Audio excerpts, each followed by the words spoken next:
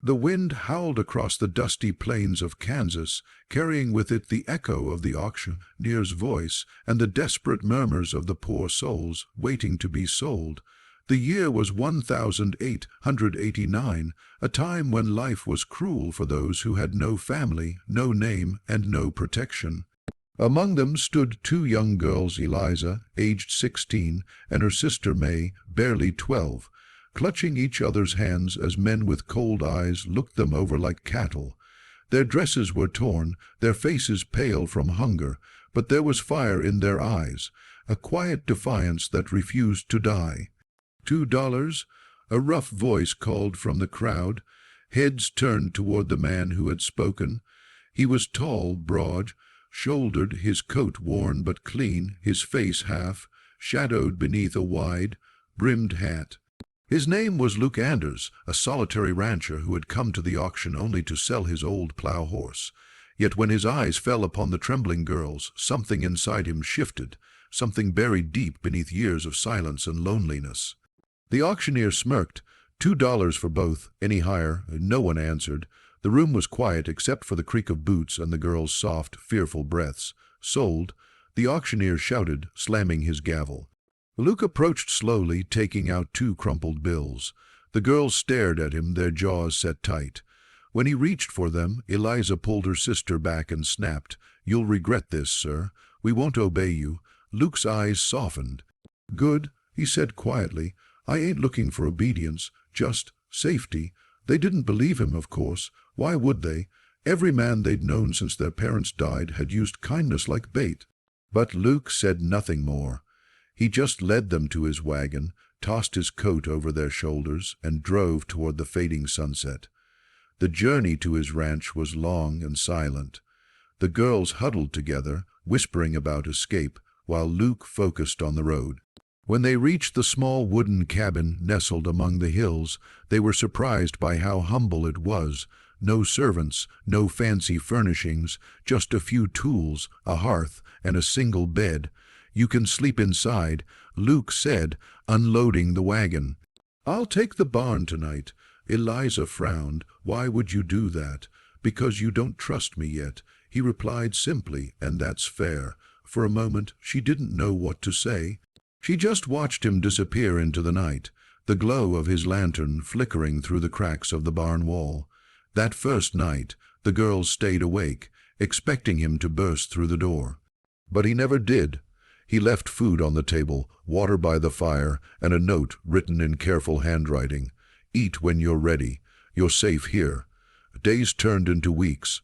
Luke worked from dawn till dusk, mending fences, tending horses, chopping firewood. He spoke little, but when he did, his voice carried a calm strength that made the girls uneasy at first, then curious.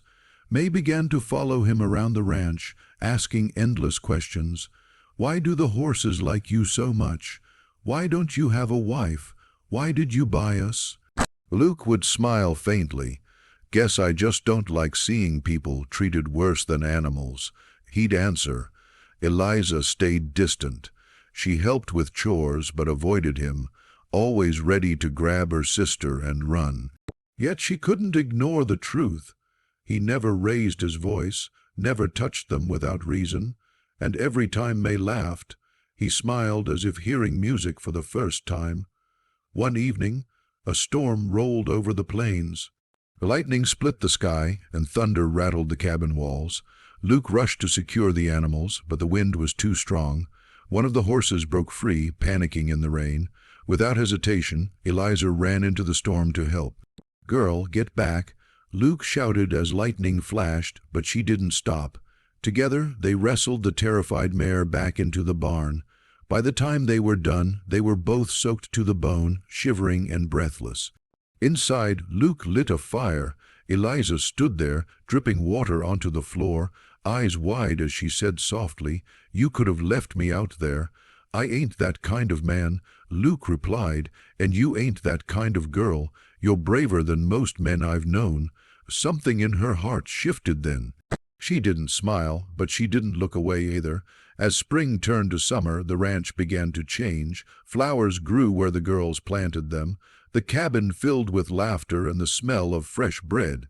Luke built a second room with his own hands so they could have privacy. Slowly, without realizing it, they became a family, but peace never lasted long in that country. One afternoon, a group of men rode up the hill, 3 of them with cruel grins and whiskey on their breath. They were slavers who'd lost the girls at the auction months ago. Well, well, their leader sneered, stepping down from his horse. We were wondering where our little moneymakers ran off to. Luke stepped forward, blocking their path. They ain't yours, they never were, the man laughed. You think a $2 slip makes them free. Step aside, cowboy. Luke didn't move, the air grew thick. His hand rested on his revolver, calm but ready. You'll leave now, or you'll never leave at all. One of the men lunged. In an instant, Luke drew and fired. A single shot that cracked the silence like thunder. The man fell. The others froze, then turned their horses and rode off into the dust. When it was over, Luke lowered his gun and looked at the girls, his face pale but steady.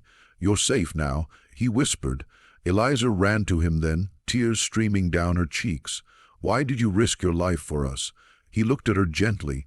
Because someone should have done that a long time ago.